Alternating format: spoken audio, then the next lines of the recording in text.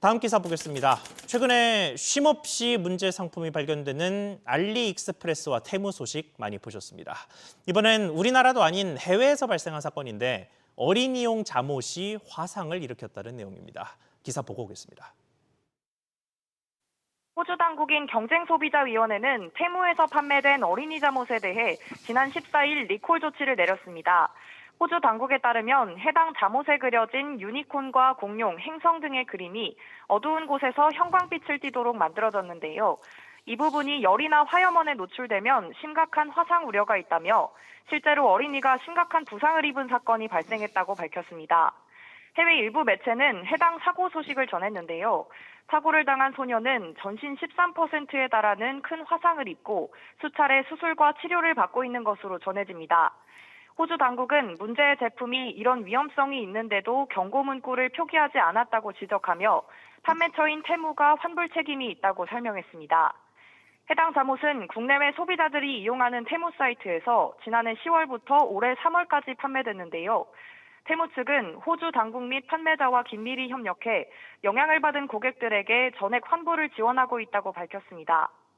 지난달 말 서울시 조사에 따르면 테무 어린이 우산에서 기준치를 476배나 넘긴 피탈레이트계 가소제가 검출됐고요.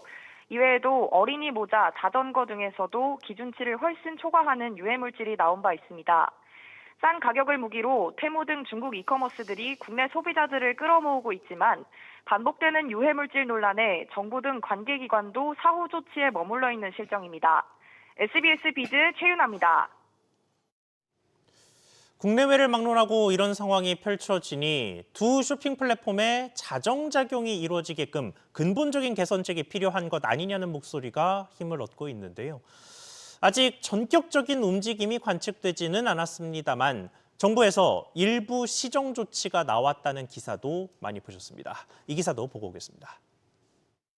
공정위는 지난 5월부터 6개월 동안 알리와 테무에서 판매하는 제품 가운데 1,915건의 위해 제품을 적발하고 판매를 차단했다고 밝혔습니다.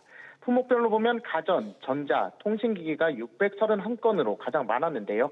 납과 카드뮴 등 유해물질이 나와 문제가 된 경우가 절반 넘게 차지했고 감전위험과 폭발, 과열, 발화 위험이 있는 제품들도 발견됐습니다. 아동유아용품 588개의 판매도 차단됐는데요. 이 역시 유해 성분이 검출된 경우가 절반을 차지했고 부품이 떨어지거나 질식 위험 등의 문제가 있는 것으로 나타났습니다. 공정위는 알리와 테무의 약관 가운데 47개 조항을 시정했다고 밝혔는데요. 들어보시죠.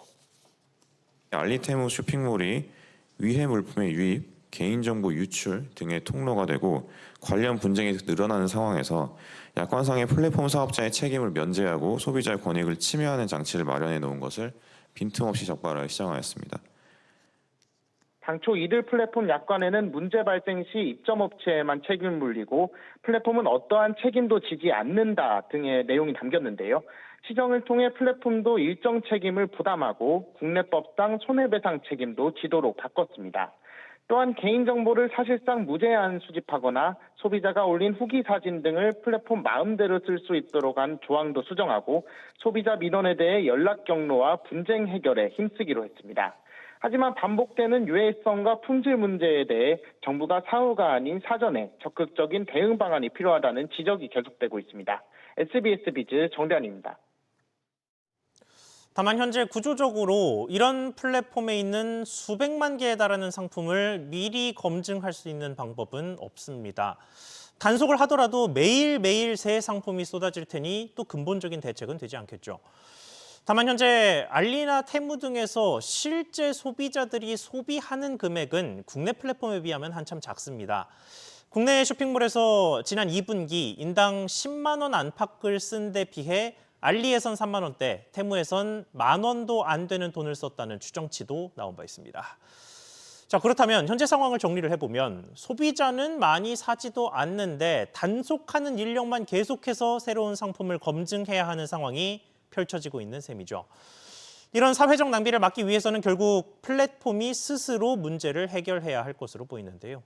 소비자는 더욱 경계심을 갖고 정부는 플랫폼에 더 강한 책임을 물을 수 있도록 해서 자정작용을 유도하는 식의 변화가 나타나야 하지 않을까 싶습니다.